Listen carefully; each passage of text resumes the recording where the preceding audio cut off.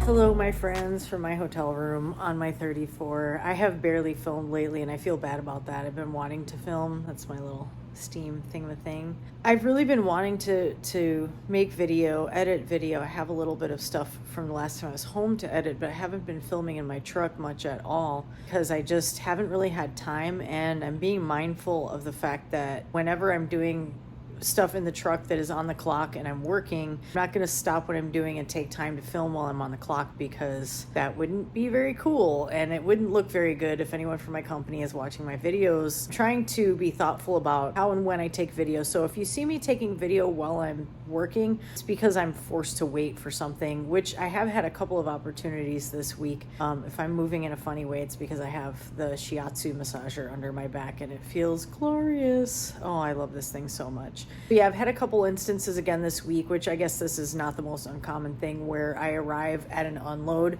and there's just not enough room in the tanks, so you have to wait for a little bit. So you find out, you get like a thing that says how much fuel is in the tanks and how much, you get an idea of how long you're going to need to wait based on how busy the truck stop is. And I've been delivering to the same place most of the time, so I have a pretty good idea now of how long it'll take based on like how busy it is and stuff. So just been doing that. Things have been pretty repetitive, which is probably a good thing. I left a bucket behind this week, which is a really annoying thing because you have a couple of buckets on your truck that need to stay on the truck, and it was just the end of a really long day. I've been working through my full 14 every day. I did that one day this week, so it's been another long one. It was the end of the day, and you take the buckets and you put them underneath where the openings in the trailer are. I'm saying this for anyone who has no idea how tankers are, so that they catch anything that might spill out, and there shouldn't be anything spilling if you're doing everything correctly, but just in case they're there.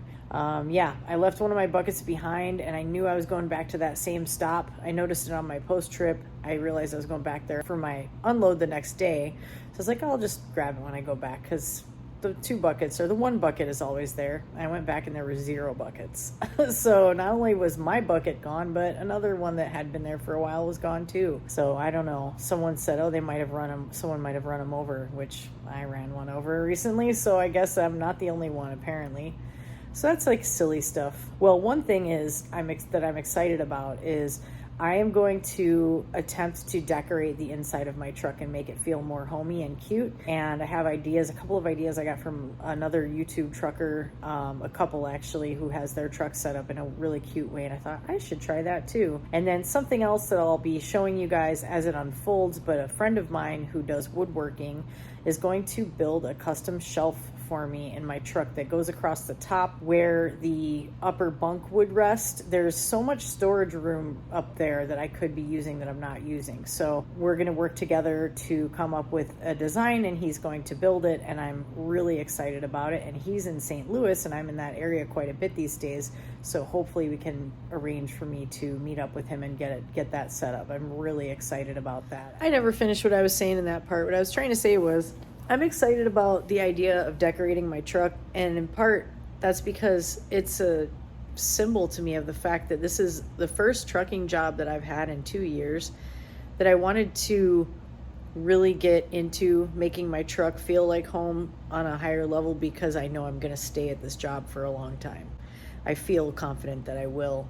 And I've never had that feeling at a job before, because every company that I've worked for, I could not get to a point of earning what I felt like I was worth. It was just not possible. With mileage pay, it was not possible. This is really a turning point. This has been a turning point for me where I feel like there is actual potential for me, and I never wanted to jump from one company to another. I don't think anyone wants to have to keep transitioning, moving in and out of trucks, having to try to build some sort of like rapport with dispatch and bosses and whatever, any teammates that you might see on a consistent basis, and then have to like leave that behind and start something new, go somewhere different, all these, learn new policies, like whatever. No one wants to do that. I didn't want to do that, and I felt like I needed to do that because I wasn't able to honor my investment of time, effort, and passion at the places I was at, and I refused to settle for less. And I could go on a whole ass tangent because I'm a queen of tangents, but I'll leave it at that. I'll go to the next segment in a second here. But that's basically what I wanted to say. It's exciting to know that I feel like, hey, let me put some time into making my truck feel like it's really my home, because I'm going to stay in this truck for a long time, hopefully, or at least stay at this company for a long time, and until they decide to put us in a condo sleeper, which would be really weird to see. There's one, I've seen at one of the locations, a condo sleeper with a tanker behind it, and it looks so weird when you're not used to seeing it. Okay, anyway. Good morning, my friends. How are you doing today? I stayed overnight at the same hotel I stayed at the last time when there were the crazy kids here with the bad parents, and I had the most blissfully quiet night of sleep, and I'm so grateful. So I came back into my truck this morning to make some coffee. Today's selection is Espiritu. This is a roast that Dark Matter does that is it's not barrel aged. Yeah, it is barrel aged. I love barrel aged coffees. Sorry, I'm not awake yet because I need some of this in my bloodstream. This one is aged in Half Acre beer on and on barrels. I don't know what beer that is, but I just love the depth from barrel aged anything. And that's one of the cool things, like since I've been in recovery, I've learned how to appreciate flavors that you don't get often from non-alcoholic things that are related to like barrel aging, stuff like that. So, and on that note, I also have another huge favorite of mine, which is also barrel aged, which is called Machete. I don't know what type of barrels this is aged in, but it's so good. You can order these online. Highly recommend. If you're a coffee aficionado, go on darkmattercoffee.com and get yourself some Machete. It is the titties, my friends. And then I got some Devil's Lettuce, which is their annual 420 related blend. But I'm going to go with the Espiritu today. Yeah, I had run out of coffee. I didn't have any Dark Matter coffee my last few days on the road last time, so I stocked up. That's why I have 3 different roasts, which will last me a good month or so. I only have 1 cup a day, but I love to have a variety on me. It is pre-ground. I'm not enough of a coffee snob to grind my own, and I used to for a long time. I used to grind my own beans for a long time, and then I just stopped doing that because I realized, yeah, it's going to be a little bit better when it's freshly ground. I mean, for some people to be like, it's totally different. Maybe it is, but it's just so much easier. It's less messy, and I know this sounds nutty when you're a trucker, but I'm a very sound sensitive person, and I can't stand the sound. I can't stand in the morning before I've had my coffee having to listen to a coffee grinder. It is a very unpleasant sound to me. Plus, the fact that I'm bougie enough to make a pour over in my truck every day is enough. It's enough already. I don't need to add grinding coffee to the mix. But unless you have a fancy coffee grinder too, it's hard to get the exact right grind, and I always had a hard time with that. So, no, my truck is very vibratey. Have to run the truck now to heat the water for the pour over. But you know what? I can actually turn the truck off right now. Hang on. Hang tight, people. And then that's a whole other thing, is getting used to the quiet. Every time I've had my truck off overnight, when I turn it on, I keep wanting to say APU. I don't have an APU. I have a inverter.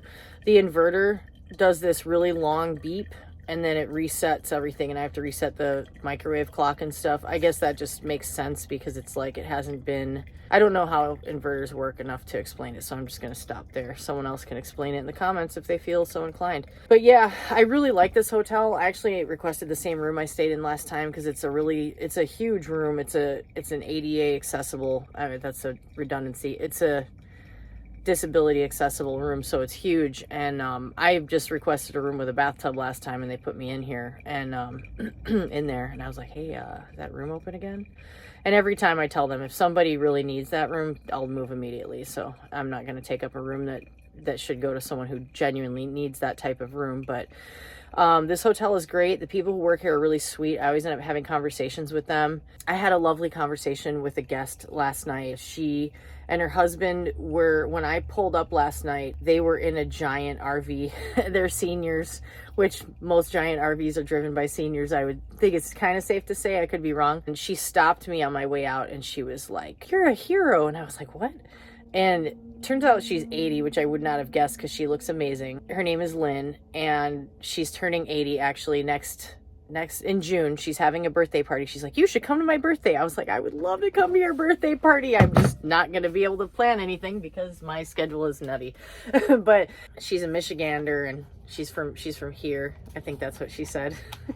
If those of you who know, if you know, you know. And she just started telling me this whole thing about how she used to be a truck driver 40 years ago, and how which is close to my age, which I think is so cool, and how all these things about it, how she drove all lower 48. She was a team driver with her husband at the time or something, and she was driving while she was pregnant. She told me about having been a distance runner and having been running up until she was seven months pregnant, and like telling me just so many cool things about herself. She drove a bus for 7 years in a major city, which props to anyone who can do that. Back then, it probably was a lot better than it is now. It's a hellish job from what I understand. I talked to a couple people in trainings that were switching over to trucking, and I think trucking is a much more pleasant industry to work in. But she was just such a lovely person, and she talked my ear off, and I totally loved it. And because, you know, being a lonely driver out here, it's really nice to just connect with someone. And she ended up telling me that she volunteers with women in recovery, and I was like, I'm a woman in recovery. And she's like, oh, and she gave me a big hug, and it was just so wonderful. And then her husband came in, and I had seen two people with a couple of dogs earlier, but I didn't make the connection. And he comes in with this somewhat unruly young German Shepherd lady who was like a year old, or I think he said just over a year, and she was definitely like not trained yet and stuff, and just like very high energy. And I love dogs. I love German Shepherds. I love all dogs, but it was just really cool. It was really cool to meet them. The man was a little bit quieter, but the lady Lynn was just such a doll. And I love meeting someone. I told her, you're a trailblazer. Like, you're amazing. That she did that at a time when there were so few women, and she and another woman were talking to me, and they were impressed about the fact that I'm driving a tanker, which is impressive, man. No, it's cool though. It is cool. And one of the things that I've been enjoying is I get a lot of looks of approval from men at the fuel island, because I unload where I've been unloading all the time. I'm right by the fuel island, and the guys pull their trucks up after they fuel, and I'll see them like looking as I'm, you know, hooking up. And one guy the other day was like, and I love that. I love getting the support from the men out here. A lot of them are incredibly supportive. I would say most of them are happy to see a woman out here, not just doing the job, but doing a type of trucking that you don't see as many women in. A lot of men are very supportive and very cool. And if they have the ability to help you with something, they're totally good to help you. And some people watching this are like, oh, they just want to talk to you because you're a girl or whatever. And it's like, sure, there's some of that, but don't underestimate the idea that there are a lot of drivers out here who are just good people. Okay. All right. So my coffee is done. I'm excited to have some nice coffee. I've got laundry going. I'm about to hit the gym. It's a sunny day. I had a good night of sleep. I stayed in bed till 7:30. It was awesome. I have to go to Walmart. You know, the only stress I have about Walmart is this particular Walmart is very busy. The entrances and exits for vehicles are not very forgiving for a truck, even a smaller truck like this one. And it's right next to the hotel. I don't even want to drive over there. I can't drop my trailer. I already asked about that. I need to get a kingpin lock first. So once I get one of those, I could just drop this trailer right here, lock it up, and drive over there. But until then, I have to take the whole thing, the whole shebang over there. And it's mostly because my ass likes to buy like 8 gallons of water a week, and I can't carry that back on my own because I'm not a mule. All right, that's enough. I'll catch you guys later. All right, my friends, it's time for my annual moratorium on hair. That was supposed to be slicker than it was. These clippers have been through some, I don't know if I can get it to focus on it. Let's see. There it is. These clippers have been abused a little bit, so they're kind of uneven, but it doesn't really matter when you're going as short as I'm going, which is all the way.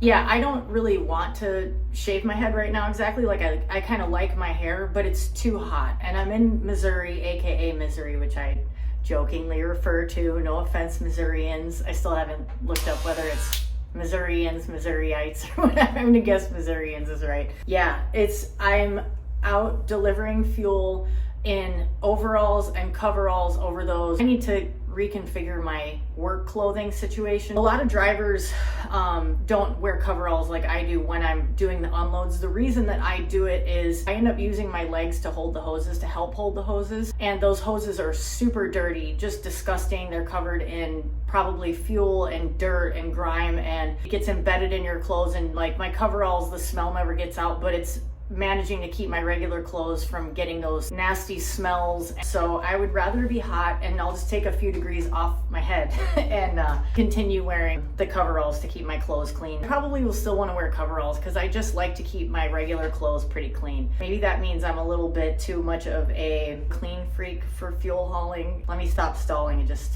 let's get on with it.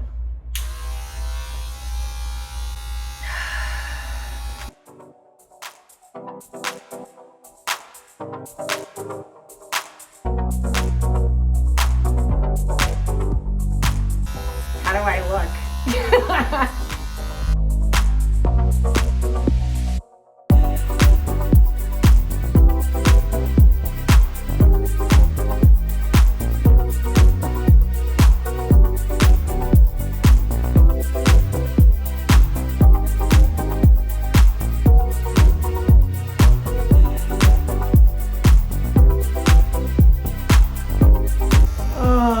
Yeah, feels so good. Oh, I love a shaved head so much. If you are a person, a lady person, who has never shaved your head, I understand a lot of people are like, oh, I don't have the right face shape for it, or whatever people think. You know what? Just say to yourself, fuck it. You only live once. Hair grows back, and if it's really bad, there are amazing wigs these days that aren't even that expensive. You can wear a wig, have some fun with that. Wigs are so much fun. I love them. I used to have a bunch. Anyway, I'm gonna try to do a cute little edit, so let's see how I look with my makeup on. All right, here is the finished look with my head shaved and my makeup on, and I feel so much better. Oh, it's gonna be so nice when I'm doing these unloads and I'm wearing my coveralls over my overalls and I'm sweating bullets. That's not the right expression. Sweating balls. And I'll still be sweating, but I'll be a little bit more comfortable. The irony is that I always have to have a hat on when I have my head shaved because my scalp is extremely sun sensitive. So I put sunscreen on and I put a hat on. If you've ever burned your scalp, it's not a fun experience. So there is my shaved head and I love it. All right, time to go to Walmart, grudgingly.